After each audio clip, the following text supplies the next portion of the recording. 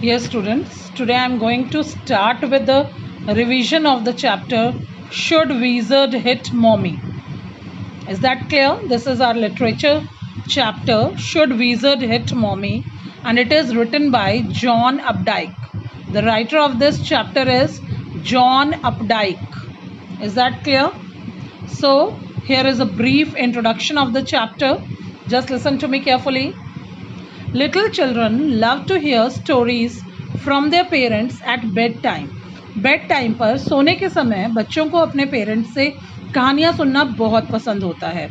Such stories are mostly fables and have no logic behind them. ये एक तरह से परियों की कहानी या कुछ भी काल्पनिक कहानियाँ होती हैं. Have no logic behind them. और उनके पीछे कोई लॉजिक, कोई लेसन नहीं होता, वो वैसे ही बस सुनाने के लिए सुनाई जाती हैं. Many a time parents make up stories out of their own head. कई बार पेरेंट्स अपने ही दिमाग से ये कहानियाँ सुनाते रहते हैं. Little children take them as literally true. और छोटे बच्चे इसे पूरी तरह से, लिटरली मतलब पूरी तरह से ट्रू मान लेते हैं, सच मान लेते हैं. But as a child grows up, जैसे ही बच्चा बड़ा होता है, ही बिकम्स इनक्विजिट. उसमें जिज्ञासा बढ़ जाती है, वो क्वेश्चनिंग करना शुरू करता है कि ऐसे था, ये था, वो था. पहले जब छोटा होता है तो वो ऐसे ही सुनता रहता है, पर बड़ा होकर वो बहुत ज़्यादा क्वेश्चनिंग करता है. He begins to ask many things, many questions. वो बहुत सारे क्वेश्चंस पूछता है. He wants to know why and how certain things happen. वो अब बड़ा होकर पूछने लगता है कि ऐसा क्यों हुआ, ऐसा कैसे हुआ. ये सब क्वेश्चनिंग उसके माइंड में आ जाती हैं. He wants to know the reason behind everything. उसको हर चीज़ के पीछे का रीज़न चाहिए होता है. Sometimes parents take this questioning of the child's age affront. कई बार पेरेंट्स के लिए ये एक आमना सामना करना, एफ्रॉन्ट मीन्स बहुत डिफ़िकल्ट सिचुएशन हो जाती है. बच्चा क्या चाहता है और उसका आमना सामना करना पेरेंट्स के लिए बहुत मुश्किल हो जाता है, बहुत डिफ़िकल्ट हो जाता है. They try to discourage it. वो इसे डिस्करेज करना चाहते हैं. पेरेंट्स के पास उनका कोई जवाब नहीं होता. They want the child to accept as true whatever is said to him.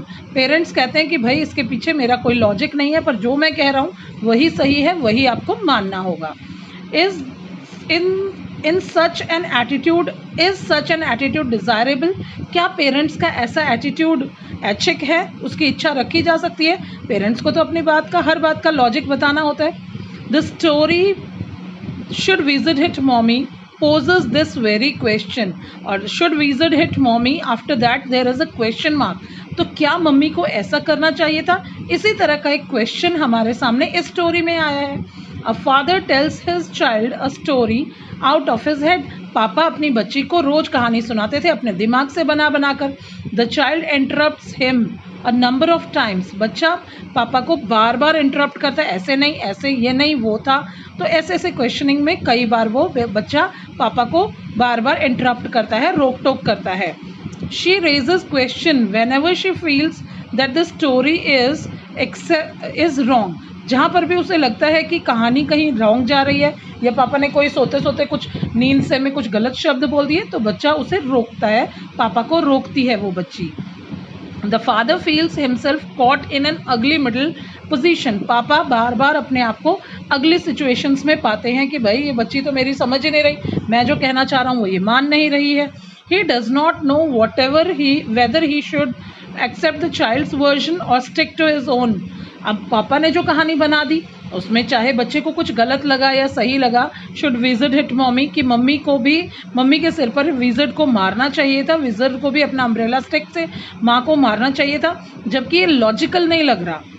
यहाँ पर राइटर को, हमारे नरेटर को ये चीज़ लॉजिकल नहीं लग रही. फादर को इस कहानी में ये बात लॉजिकल नहीं लग रही. उनका कहानी सुनाने का मकसद ये नहीं था, पर बच्ची मानने के लिए तैयार ही नहीं है.